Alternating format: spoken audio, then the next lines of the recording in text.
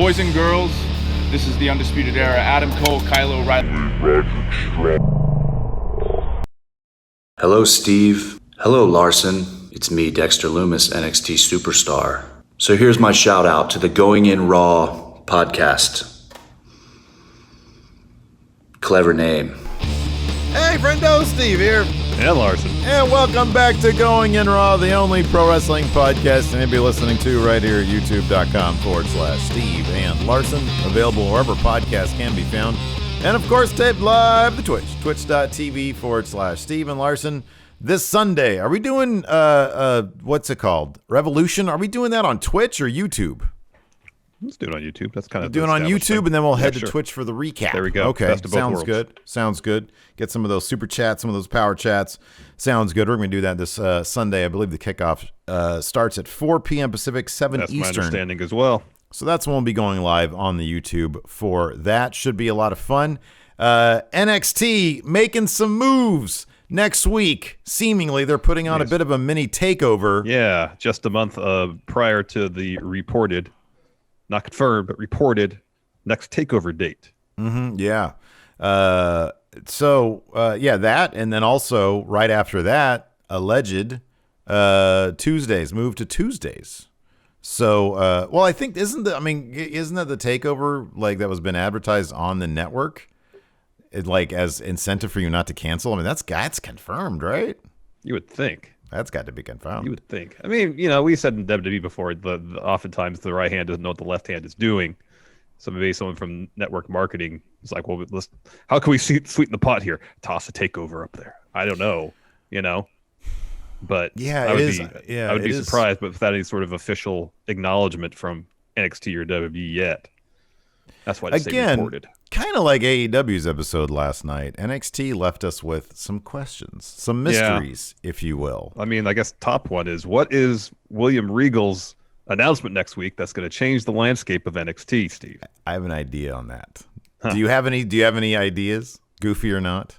I had some thoughts, nothing terribly well developed, but go ahead if you have something in mind. They're going to kayfabe the move to Tuesdays. Okay. And this is what it is, because Adam Pearce, heel Adam Pearce, main roster heel Adam Pearce, showed up with his own Nick Patrick-esque ref to wonk the finish of the tag match. Regal says, I know, I have it on good authority, that Adam Pearce doesn't work on Tuesdays. He's on vacation. So in order to prevent Adam Pearce from ever being able to interfere in my business again, I'm moving NXT to Tuesdays. War Games! I think he's just going to introduce women's tag titles, to be honest with you. It's going to be that. And it makes all the sense in the world because they're still tagging people together. They got Shotzi showing up in Ember's corner. Mm-hmm. They've got Robert Stonebrand now being Jesse basically... and Aliyah. You still have Caden and Casey. Raquel and Dakota did not break up last night. Nope. So there are still plenty, still have Candice and Indy out there. There are plenty of, and like at this point, kind of a thriving women's tag division in NXT. I can't think of another women's tag division. Well, I guess on main roster, like I think NXT's women's division alone rivals main rosters, both in singles and tag. Oh yeah. So yeah, it seems like that's going to be the case. That being said, I would love for them to kayfabe the move to Tuesdays, and then when Triple H is asked next month before his conference call, hey, so what was the strategy behind moving to Tuesdays? Well, yeah, did you see a couple weeks ago Adam Pearce showed up, and so William Regal came to me, and he kayfabes it. William Regal came to me, said he knows that Adam Pearce doesn't work on Tuesdays. Kind of like me not wanting to work on Tuesdays back in the day. That's why JBL was SmackDown champion. There you go. So, yeah. No, those are questions there. Another question. How disappointing is it going to be that Bronson Reed's first big L is going to come at the hands of L.A. Knight? Yeah, that was a pretty, not a terribly subtle way to start a feud, huh? No, not at all. Like, what is LA Knight's real motivation to go out there to get involved in that whatsoever? I'm broke. I got that car with the red seats. Those red seats cost me an extra $2,300. I need some of that Cameron Grimes money, dummy. Yeah, and that's just a fact of life. Yeah. Bankruptcy is just a fact of life. You got to assume next week, though, this Adam Cole Finn Balor title match is going to be disrupted by one Kyle O'Reilly. Looking to get his pound of flesh against Adam Cole. Yes. And then what? Like a triple threat at TakeOver? You mean for the title? Yeah. Balor, O'Reilly, Cole. I would actually probably think it's more likely that it would be just Cole and O'Reilly. One-on-one. Oh, like a grudge match. A grudge match. Yes. Okay. And Finn will do something else. Okay. Maybe they'll do. They probably won't do Finn and Karrion Kross. They don't really. Karrion Kross just seems to exist so outside the title picture right now. But that could change in an instant. So. And then part of next week's mini takeover, also the women's title is on the line. Given that these are two high-profile matches, I don't see Io losing to Toni Storm, but it's also not outside the realm of possibility. The whole story is that Io's run through the division, except she's never beaten Toni Storm. Toni Storm beat her the second Mae Young Classic. Yeah. So this is Io's opportunity to get that win back. Yeah. Io's holding that title till Raquel Gonzalez takes it off her. That's my belief. Yeah, that was my belief, and then Regal basically hinted that he's going to introduce women's tag titles. So like, I don't know. Maybe losing the opportunity to get the women's tag title is going to be what breaks up Raquel. Eventually, they're going to break up. I mean, honestly, they won the women's Dusty Cup. They should just be given the women's tag titles if they're created. You know. Yeah, that could. Yeah, that's a good point. Or maybe like they're given the opportunity, and Raquel steps up and is like, "No, we want to win them fair and square." And Dakota's like, "What the hell are you doing?" They don't win them, and then that's when the turn happens. They got to break up at some point. Watch 3 years from now, they're still going to be together. Yeah, no, the most dominant tag team in WWE history. Like they have those tag titles for 2.5 years straight. Something happened early on in the episode. We'll just go ahead and kick off things here. My Steve Notes are out. You can get access to Steve Notes by hitting us up with patron money at patreon.com/Steven Larson. Twitch money by throwing us a Twitch sub at twitch.tv/Steven Larson. Or that YouTube channel membership money. Just click join if you're watching this. And you can get access to the Discord link. They'll show up in the Steve Notes. Last night, Ciampa, or 2 nights ago now, was challenging, I guess, Lorcan and Birch at the PC gym, sort of, I guess, because Nash Carter's hand is really injured. Wesley's hand is really injured, so they can't. So they were sort of hovering there too. Ciampa was like, "Hey, why don't I call my toothless friend Tim Thatcher, and we want a shot at those titles?" And they're like, Birch is like, "No, not going to happen. You know, you don't deserve it." And he was like, "Okay, well, is that because you don't have?" And then Nash Carter says, "Bollocks," and that use the word bollocks. Say you don't have bollocks. It's gonna piss off anybody from the UK.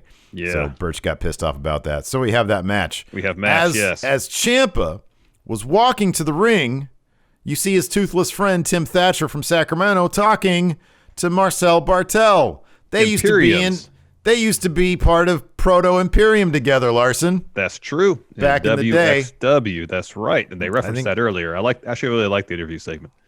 Yeah, same. Later on, this match felt like the first time in a while we've seen Ciampa out there with real fire. I felt like he was out there with some serious intensity, something that has been kind of hit or miss for months, seemingly. Maybe he was just told he's going to get a Walter match in the end. You know? Maybe there's fire and purpose behind all this. He had an energy drink, maybe. Yeah, could be. I just had one. He had some bang. Yeah. Give me one of those was it pear flavored bangs? Yeah. Backstage, LA Knight was doling out some bangs. "Hey, dummy, you want a bang?" "I don't appreciate you calling me a dummy, but that's a fact of life. Here's some energy drink." "Thanks." Was this a pear one? It's pretty good. Yeah, it's a pear one, dummy. Ciampa was wrecking Lorcan and Birch. Like he was in the ring, he was wrecking people. And then early on, Thatcher. Like his knee gives out at one point, kind of, and he gets dropped by a clothesline. He starts selling neck. He looks like me when I get up in the morning. Yeah. Like this. Kind of shaking some feeling back in the hand. Right, yeah. He kind of shakes off. They go to commercial. He shakes it off. And Ciampa comes back in. He's destroying Lorcan and Birch handily. Eventually, though, Imperium makes their way out to the stage. Ciampa's all, what? Gets distracted. Lorcan knocks him off the apron, and then Lorcan and Birch hit their finish on Thatcher. to get the win. And then Champion comes over. He's like, "What's your deal?" And Thatcher's like, those ghosts, they're just hovering there." And Bartel looked like he was very disappointed in the outcome of the match, even though like he totally caused it.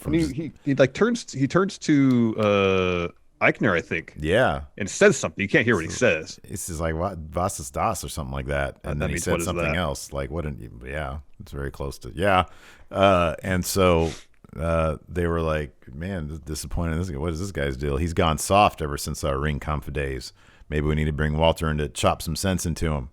That'd be something else. Zack Sabre Jr. style. Anyway, so I was like, okay, maybe Walter is going to show up, or maybe Thatcher is going to turn into U.S. Walter. I don't know. I thought that too. Then there was another backstage thing a little bit later on with Imperium. We'll talk about that in a second. Yeah. So next we got a quick shot of Roderick Strong walking backstage, back from commercial. He is walking to the ring. He calls out Adam Cole, says, if any of us are anything to you, Adam, come out here right now. Instead, Finn comes to the ring, or comes out. Asks Roddy when he's going to learn that Cole's not going to come out for him, that Cole's not going to offer him an explanation. Roddy says, I find it funny because the Undisputed Era was doing just fine until you, Finn, showed up. This whole thing is your fault. That makes zero sense, Roddy. That makes no sense. It's a really, really thin line of logic there. Is your group so fragile that the presence of one mere stud, the real rock and roller, is enough to rip it apart at the seams? Then that's not much of a brotherhood to begin with. It's not much of a brotherhood, dude. So Finn at that point had just been walking down the ramp. He gets in the ring, says, nope, not my fault. The reason your brotherhood fell apart is because of this, the NXT title. He said Finn knows how to get Adam Cole out to the ring. He turns towards camera, challenges Cole to a title match next week, and says, as for you, Roddy, you'll never be a leader. You'll always be a follower until you get a little more selfish and get a killer instinct like the Prince. Yeah. You'll never. And then Roddy attacks him. They brawl. Rest break it up. Yeah, I think it was confirmed right after that they're going to have a match tonight. Yeah, the main event, yeah. We've got next up. This was terrific. This is my favorite thing in wrestling right now. The way they have therapy for specifically for Austin Theory to try to get him sorted out, to make him understand that what happened was not cool. So Linda Nicolai is their therapist. They showed her name on the thing. That was a nice touch. So she says, Austin, your friend's here. And Gargano says, whoa, family. Wait, who? Oh, first, Austin says, hey, I thought this doesn't look like Chuck E. Cheese. This doesn't look like Chuck E. Cheese. So, John. John, he's tricked him into thinking they're going to Chuck E. Cheese. So anyway, she says, your friend's here. And Gargano's like, no, your family. Thinks you're in denial. And Theory says, she's like, tell me about Dexter. And he's like, no, he's not so bad. He just needs a friend. We were just two dudes hanging out. And Indy, meanwhile, keeps on making little asides about how, she's got the hots for Loomis. And then John, he yells at her. He's like, what are you doodling over there? And he grabs her little pad, like a little pad of paper, and she's doodled the name Mrs. Indy Wrestling Loomis. And he's like, you know what? I gave you that name. That name was a gift for Christmas. Now Christmas is ruined. And then Johnny turns to the therapist and is like, what are you talking about, Loomis? Loomis, why is he not in jail yet? He kidnapped him for 3 days. Lock him up. Lock him up. And the doctor says, this is really exposing some deep-seated issues with you, John. And he says, oh, no. I'm not here to be therapied on. You therapy on him. I am Calm. Calm is my middle name. John Calm Gargano. And so the doctor kicks him out. Get out. And he's like, you get out. This is my office now. But then she makes him leave, close the door on him as he's still talking, and then says, okay, I'll be out here if you need me. Yeah, that's pretty good. Stuff. Yeah. After that, we get to Cameron Grimes bit backstage. He's talking to some production person. He's talking about making some changes around NXT. He says they're going to start with the name, the CWC. What about the CGA, the Cameron Grimes Arena? And the production guy is like, well, has that been approved? And Grimes says, well, I got the money. The money. Regal walks in, says, hey, Cameron, stand up. And Grimes gives him a little bit of flack. Eventually, though, he does. It says, Regal tells him last week, you hit a crew member. Now I got a potential lawsuit in my hands. Grimes is like, all right, how much does they want? Starts counting out some bills. And Regal says, no, don't worry about the money. I'll take care of that. It's you I'm unhappy with. And Grimes says, it's Regal. If it's Regal that wants money, I can give you money. I got Kiss My Grits money. Regal doesn't know what that is. He's like, I don't know what that even means. Don't know what that means. But I got a contract tonight with your name on it, and you'll be facing the Colossus Bronson Reed. And then Grimes gets mad at DiBiase for some reason. Yeah. I wonder what shenanigans. This week he was all about the every man has his price, trying to pay people off, and that didn't work. So what other DiBiase conventions are we going to get from Cameron Grimes? I'm hoping for maybe he introduces twin referees, perhaps. He needs a Stonks title, like the $1 Million Belt. Yes, a Stonks title. Stonks Championship. GameStop Championship. I like that. There you go. That's what he needs. Yeah, that's good stuff. Maybe he pays somebody to get the title. I don't know.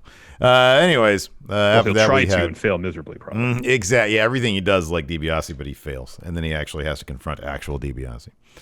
Anyways, after that we had Aliyah versus Ember Moon.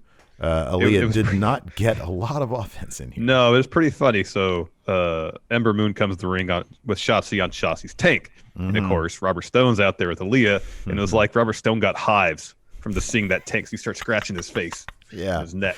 Yeah, that was good. Anxiety pours over him. That was good stuff. So they go at it for a bit. Ember offers up like a free shot to Aliyah.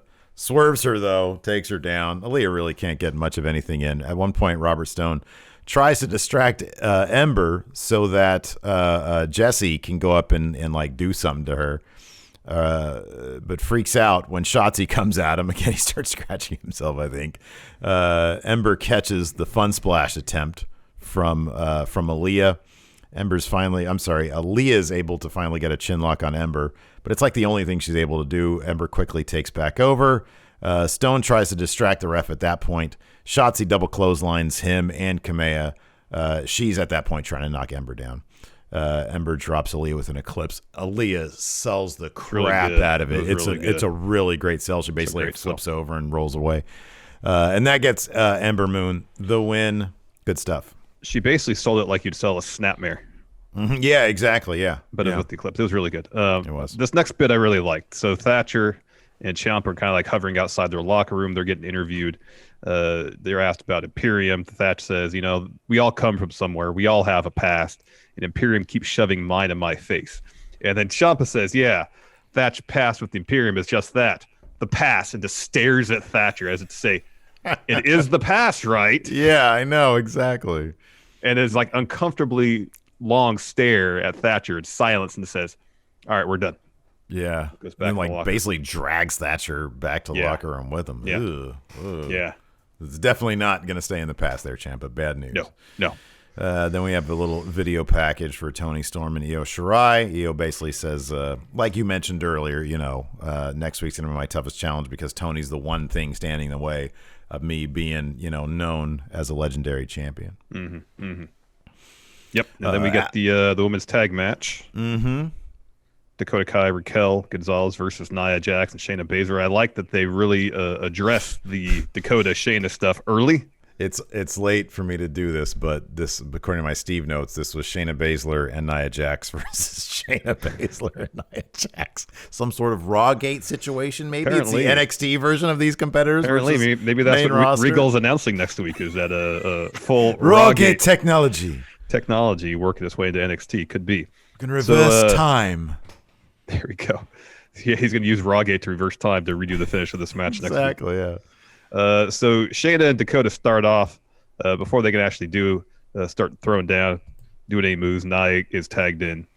She's overpowering Dakota early, and then Shayna comes back in. So she sends Dakota Kai into the corner. Shayna charges, stops, but Dakota covers up. She put her hands up, and Shayna just laughs, pie faces her. And then starts going after her arm. She looked to hit a stomp on the arm. Dakota evades that. She slaps Shayna. Mm-hmm. Gets the roll up 2 count. But this match was like virtually every other Dakota Kai Raquel Gonzalez match. Even more magnified, yeah. When Raquel's in there, they dominate. Mm-hmm. She goes and gets the advantage, tags Dakota in. More often than not, and usually pretty quickly, Dakota gives up the advantage. I appreciate that this was an opportunity for Dakota Kai to show Shayna that she's changed, but she didn't really get to do that. She slapped her that one time, sort of showed her, but other than that, Shayna really dominated her. Like, I mean, I think right after that, she basically just throws her out of the ring, and then they sort of all confront each other on the outside, and then we go to commercial. Yeah.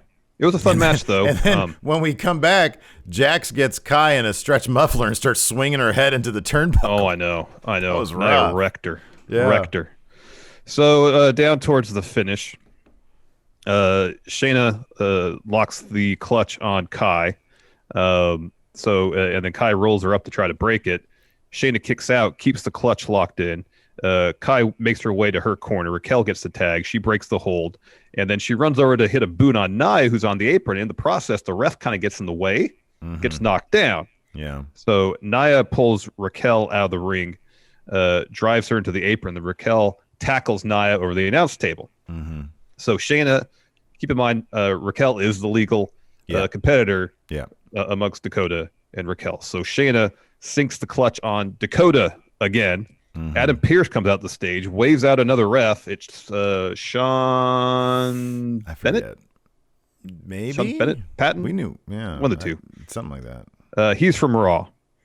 He gets the ring, kind of looks, all right, ring the bell. And commentary was very clear, not the legal competitor, Dakota Kai. So she should have been part of the finish of the match. Yep. Then we get some more therapy with The Way. Doctor was asking Austin.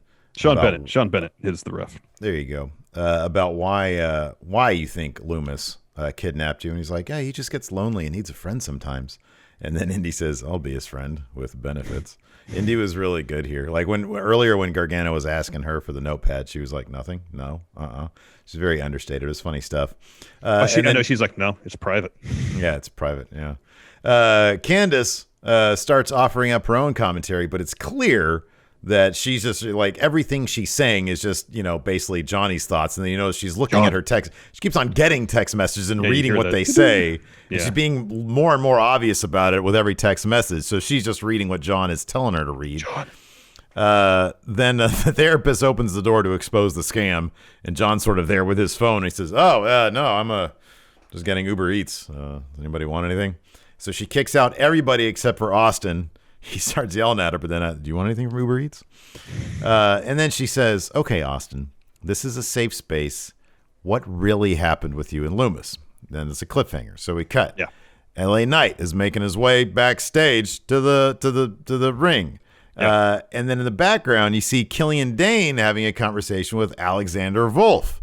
So is this going to be like some super Imperium group they're putting together, man? I do like that they are, of course, Alexander Wolf and Killian Dane, former members of Sanity. I like they're referencing that. I like they're referencing Thatcher working with those guys or some of those guys in WXW.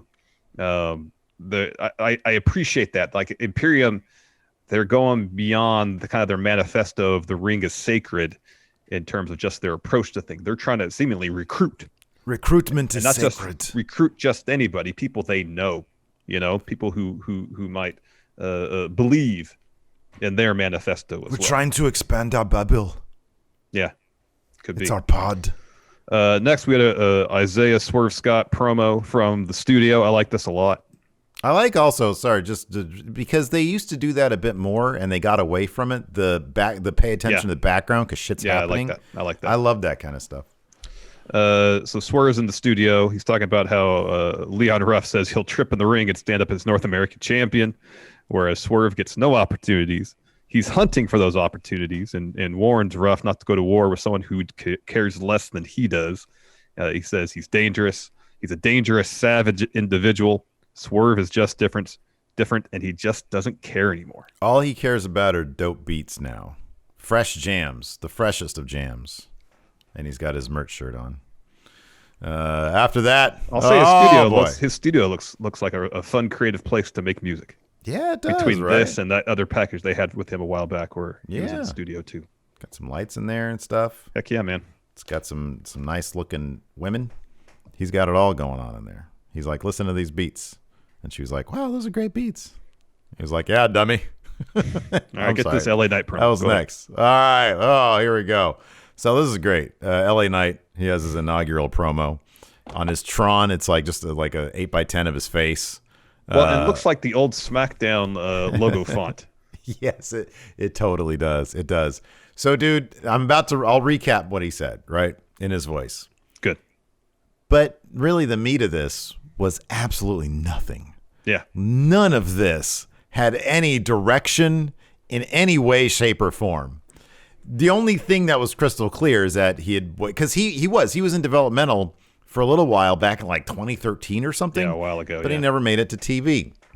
So he said, "Oh boy, I've been waiting a long time to stare down the barrel." He looks in the camera.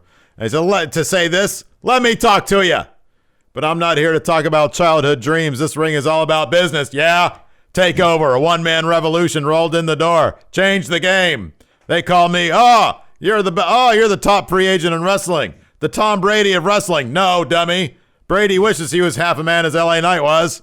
I didn't come in here the guy. But when it is all said and done, I'll be setting trends and setting records. I'm changing the landscape. I didn't come here to do anything fancy, dummy. You might not like the way I do it because I'm the last of a dying breed." It's every cliche It really of is. every seasoned, like a veteran wrestler of a promotion, but he's coming in here and saying it as a rookie, which is a rookie for NXT. I know. Which is weird. It was weird. Yeah, the So stuff about all these other guys doing flips and stuff, and he's not going to do that stuff. Yeah. He says, you might not like the way I do it because I'm last of a dying breed. Some people might say I'm the greatest of all time. Nobody says that. Don't call me the GOAT. No, not the GOAT. Oh, I don't like the GOAT. The GOAT's old. Everybody says that. A lot of people say GOAT. I don't say GOAT. Here, you want to call me one thing? Whose game is it? It's my game. LA Knight. And that's not an insult, dummy. It's just a fact of life. It was so all over the place with every cliche possible. But in that, it's amazing. In that, if he's just like one weird walking cliche, I'm all in on LA Knight, man. Yeah, it's pretty amazing. He can go, 6 minutes and not really say anything of real consequence? I have no idea what his agenda is. No clue. None. He thinks very highly of himself. He thinks highly of himself. He's the last of a dying breed. He doesn't like wrestlers to do flips and shit. Yeah. Did he actually? I missed that. Did he actually reference doing? He flips said, and stuff? He says you look at the landscape around here of NXT. You got your Garganos, you got your Kyle O'Reillys, you got your Adam Coles, you got your Finn Balors. They got their kicks, their flips, their dives. He says, I invite you to bring that to my front door. I'm not going to meet you with flash and pizzazz. I will beat the hell out of you, though. Listen, you can put on your 5-star classic. You can have your 4-star classic. You can even have a 3-star match. I'm solid 2-star LA Knight. Star, yeah, 2.5 star maximum. All you need is 2.5 stars, dummy. I'm gonna wow the casuals. Our demographic is 55 years old. I'm good enough for them. I'm gonna teach you all how to sell a headlock. You're gonna wish my entire match was picture in picture, dummy. Yeah, and that's a fact of life. So he finishes up. Bronson Reed's entrance starts. So he starts making his way down while LA Knight's still in the ring. And then Cameron Grimes comes out. I'm happy. His new entrance theme is the Josiah Williams song that they reused in that video package. To the moon. That's great. So right at the beginning, Grimes walks up to Reed with a handful of cash, says, I got a deal for you. Starts counting out some bills. Reed just decks them. Reed has the upper hand till the commercial break. After that, Cameron Grimes, he has the advantage. Hits that shooting star press, moonsault slam type deal. He has the advantage for a while, hits some kicks, but that just fires Bronson Reed up. Bronson punches a kick, goes on a run. Grimes escapes to the apron, then drops to the floor. Reed hits him with the suicide dive. They're back in the ring. Bronson Reed goes to the top. LA Knight, for whatever reason, puts Cameron Grimes' hat back in the ring. And Reed looks over to him. Did he grab him by the head or the throat or something? So he grabbed him by the throat, but then Reed got his arm and just fell down to the floor and pulled him and cranked his arm. Yeah, I cranked him. Cranked him, yeah. And then Grimes followed the cave in to get the win. Good job, dummy. Reed's going to be the first dummy on LA Knight's list of 2.5 star affair matches. Let's see here. Backstage, we get a little bit of fly on the wall footage of Pierce and Regal. They're having a bit of a heated discussion. Not too heated, but heated enough. Yeah. After that, no we one's have throwing anything or throwing punches. Let's keep this civil, Adam Pierce. But it was contentious. It was contentious. It's like, well, I have to protect the integrity of those tag titles. They're always on main roster. Yes, isn't that the problem? Anyways, interview with Kaden Carter's up next. She basically says, Xia Li took my girl out. Now I have to take her out. My buttons have been pushed. Next week she can come get it, and that's a fact of life. After that, we got the Way Therapy part 3. Yes. And she asked him straight up, okay, what did you actually do during those 3 days? And Austin says, all I did was eat cereal all day and watch cartoons. Loomis is a nice guy. Doctor says, nice guy? Dexter Loomis is a nice guy. Do you know why Dexter Loomis brought you back? And he's like, what? And he said, she says, I spoke to Loomis this morning. And he's like, he speaks? She's like, yeah. He says, Dexter Loomis doesn't speak. And she's like, yeah, he does. I couldn't make him stop talking. And he just says, oh. And then she says, Austin Theory was great. Yeah, he understands this perfectly. 100%, man. 100%. So she says, the truth is, he couldn't get rid of you. He says you're the most obnoxious person to be around. Your eating habits are awful. Your fashion sense is atrocious. And he was particularly disgusted with your infatuation with cutting off all his shirts to show off your mediocre abdominal section. Good. That was such a good segment. Good. He starts crying. He starts crying. He runs out, and then the Way come back, led by John. And he's pissed, and he says, "You're a monster. You're an absolute monster. Okay, come on, let's go. Let's go. We're gonna go Chuck E. Cheese. I'm gonna give her a piece of my mind." So they all leave. He comes back and he's like, "Man, that was great. Thank you so much." Pulls out a wad of hundreds out of his north. Which, by the way, the entire time he's wearing his title around his waist. Great. He takes out from where his title is a wad of hundreds. He pays her off, says, great job. He takes back a single 100 and says, this is for arcade money. And then he leaves, and she says, what a bunch of idiots. What a bunch of idiots. He paid her off to turn Austin against Dexter Loomis. Mm-hmm. After that, we were supposed to have Everrise versus Breezango. However, Breezango is laid out by Legado del Fantasma on the ramp. Everrise is in the ring, and they're all, cool, great job, guys. And then they realize, nope, they're in trouble too. They run out of the ring as Raul and Joaquin Wilde enter. They're posing on the floor, doing some Everrise rule stuff. Santos comes down, beats the heck out of him. He gets in the ring, cuts a short promo, says, don't mistake last week's events for weakness. If you do, this is what awaits you. Mm-hmm. We have breaking news here. The overall viewership ratings are in. Dominant AEW didn't clear 1 million, though. 934,000. To NXT's 692,000. So that's a pretty solid showing for NXT, though. That is almost 700,000. Yeah, for them it's pretty good. Shaq Daddy. Yeah, if it on it, I wonder if it wasn't for NXT. I think AEW would be clearing 1 million for these. They're running on the post. For these big shows, they'd be clearing 1 million. Yeah, I think so. Well, so they hyped up matches next week. So you got Xia Li versus Kaden Carter. Oh, did you get you got the Santos? Yeah, you got the Santos. Yeah. Okay. EO versus Tony Storm, and then Finn versus Adam Cole. We get a Finn Adam Cole video package that I actually did fast forward through because I figured that was all stuff I'd already seen. We get a Regal interview. That's what he says after what happened tonight during the women's tag match. He's going to make an announcement next week that'll change the landscape of NXT. So I'm assuming NXT Women's Tag Championships. That seems to be the case. And then we're going to move to Tuesdays for a very good reason. What if his announcement is like 5 different things? Yeah. Women's tag titles. Oh, we're moving to Tuesday. Next takeover, April 8th. We're introducing a new Stonks title. Yes. Cameron Grimes, comes out with the Stonks title. Oh, look at this amazing Stonks title. Every man has his price. So You've really outdone yourself, Cameron. Well done, son. Yeah, that's what I want to see. Regal just buttering up Cameron. Yeah. Well, here's the deal. I'm trying to get an addition to the house. So I know one man who has lots of Tell me money. what you know about these stonks. Yeah. I want to take some Stonks advice. Should I get some dog chain? What do they call it? Doge chain. Interesting. All right, anyways. After that, we had Finn Balor versus Roderick Strong for our main event. Good match. I mean, it's wrestle. This is a really fun match, but, we'll just end up talking about a bunch of moves.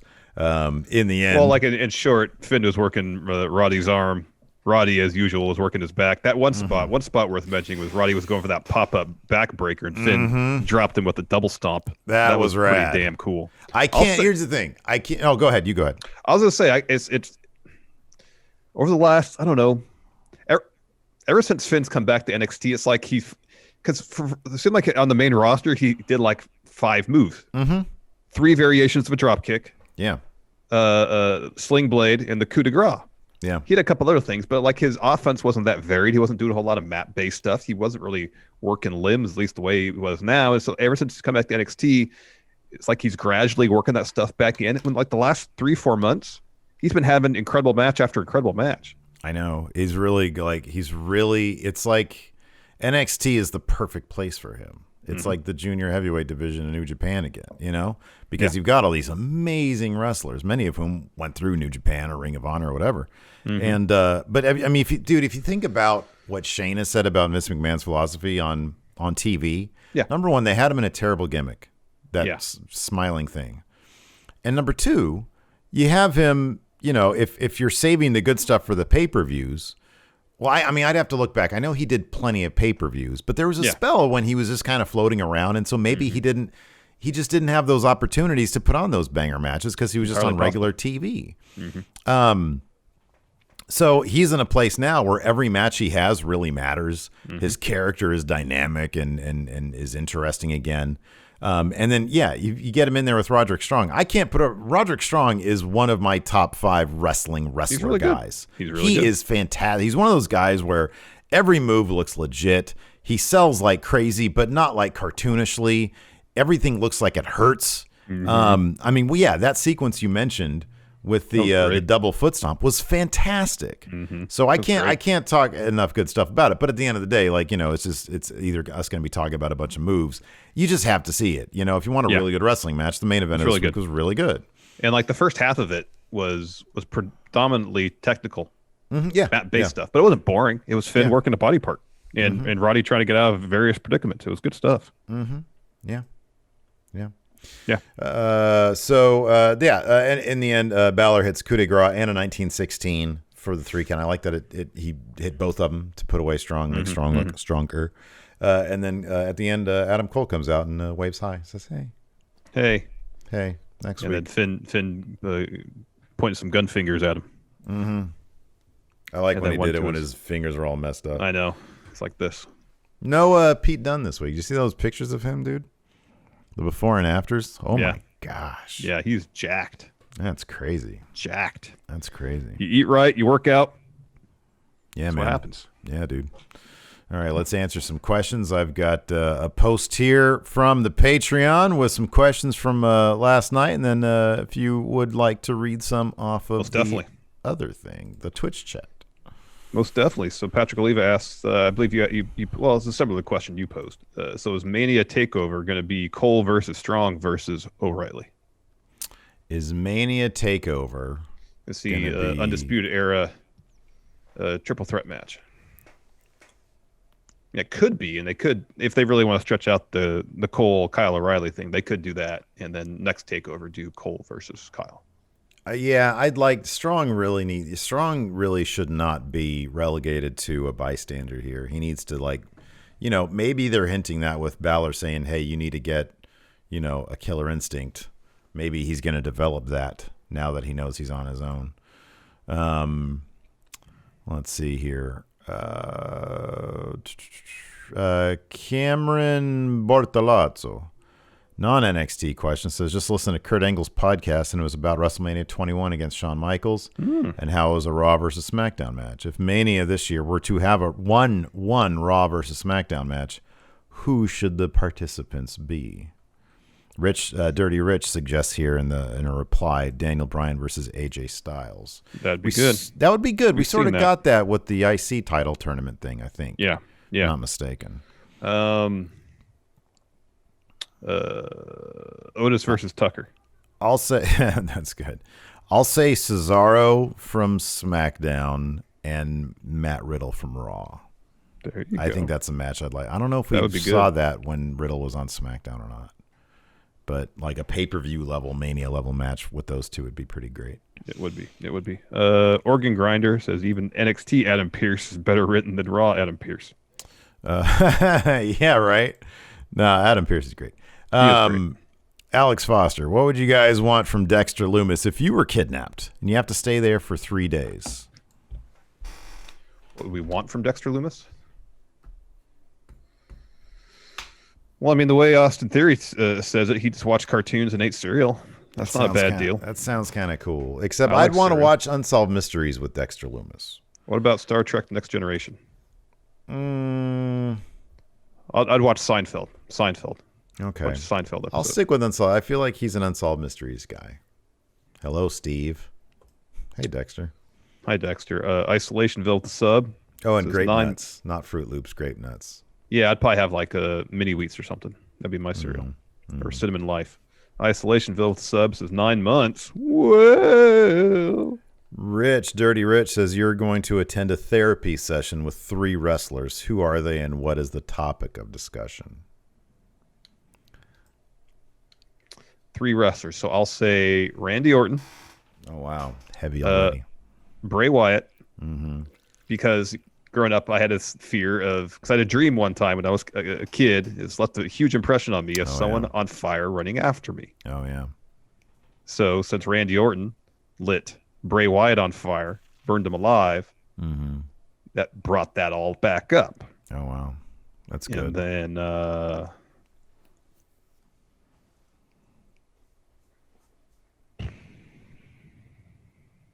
really just the 2 of them. That seems like that's enough for quite a few sessions. So all these men have wrestled, although they're not necessarily active role to a degree. It's clear. It's Vince, Shane, and Triple H. And the topic of discussion would be, Vince, I think it's time.